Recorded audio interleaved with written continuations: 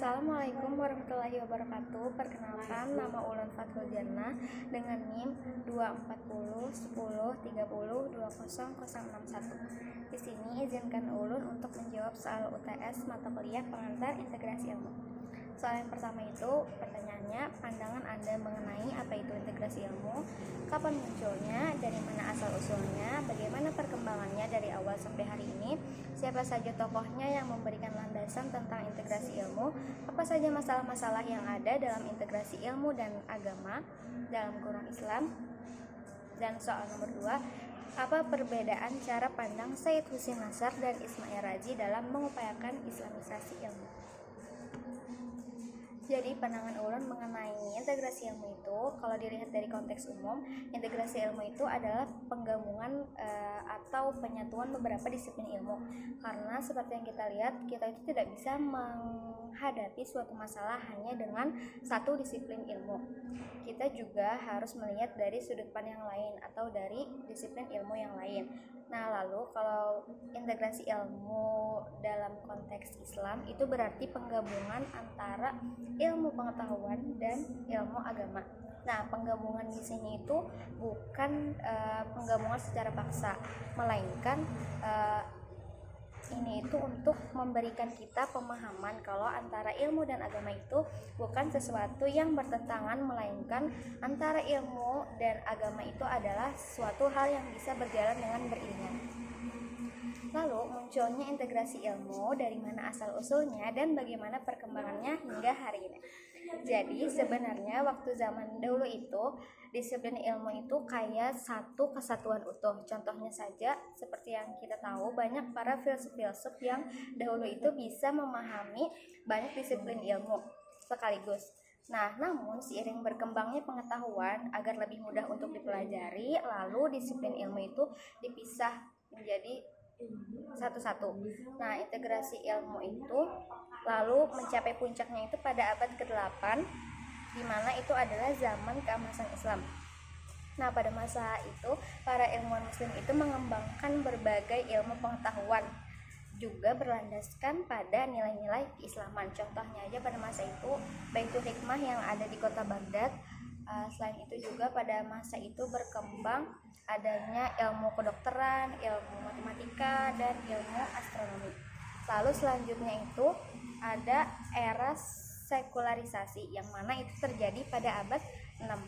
Nah, pada saat itu barulah muncul pemisahan antara ilmu dan agama. Nah, agama pada saat itu dianggap kayak urusan pribadi masing-masing tiap-tiap orang.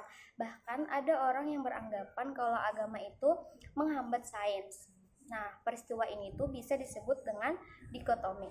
Nah, dikotomi itu adalah pemisahan yang tegas antara dua hal yang tidak bisa disatukan. Nah, setelah itu pada abad ke-20 integrasi ilmu ini tuh kembali berkembang dan lebih terstruktur dari yang sebelumnya, daripada abad yang ke-8.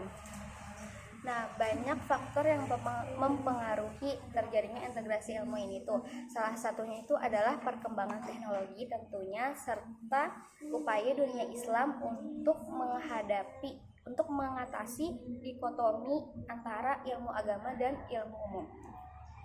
Adapun tokoh-tokoh yang memberikan landasan mengenai integrasi ilmu itu ada dua, dari era klasik dan era modern.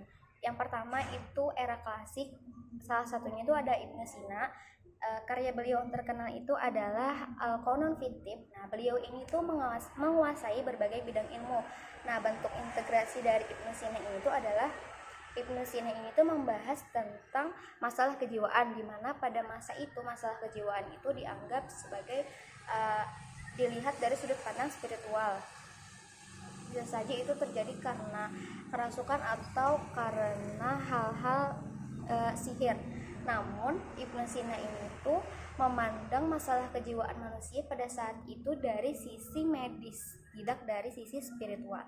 Nah, yang selanjutnya itu ada Al-Ghazali. Karya beliau yang terkenal itu adalah Ihya Ulumuddin.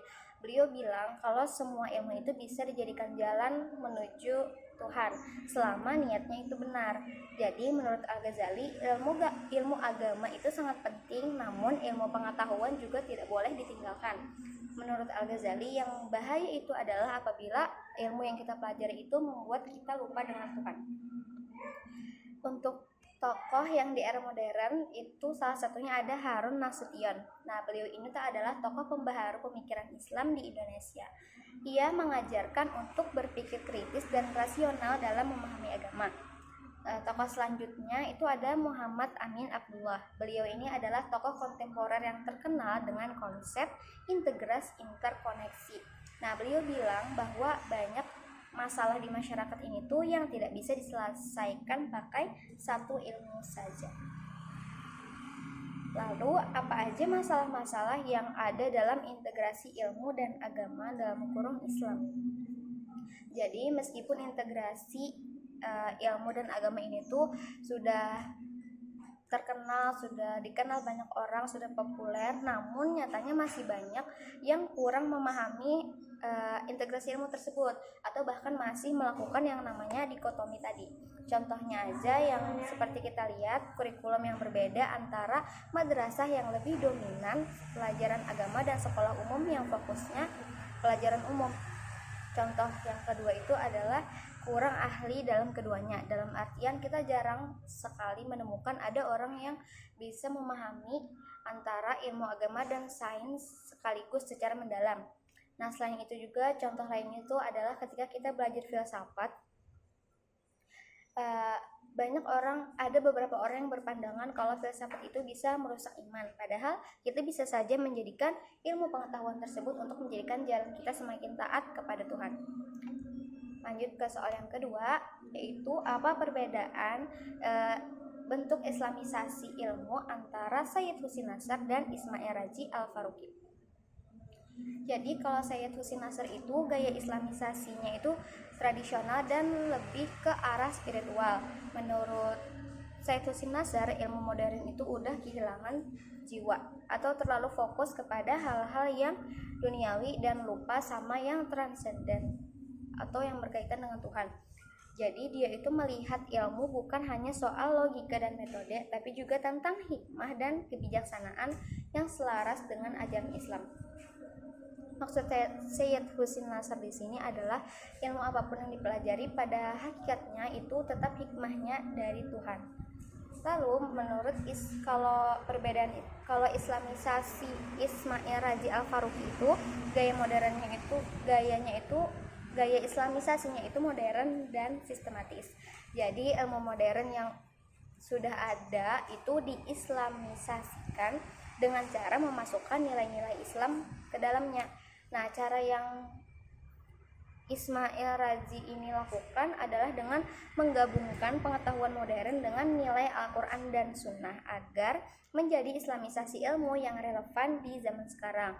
Nah, beliau ini ada mengusulkan 12 langkah untuk mengintegrasikan ilmu pengetahuan dengan Islam dengan tujuan menciptakan disiplin ilmu yang sesuai dengan nilai-nilai Islam.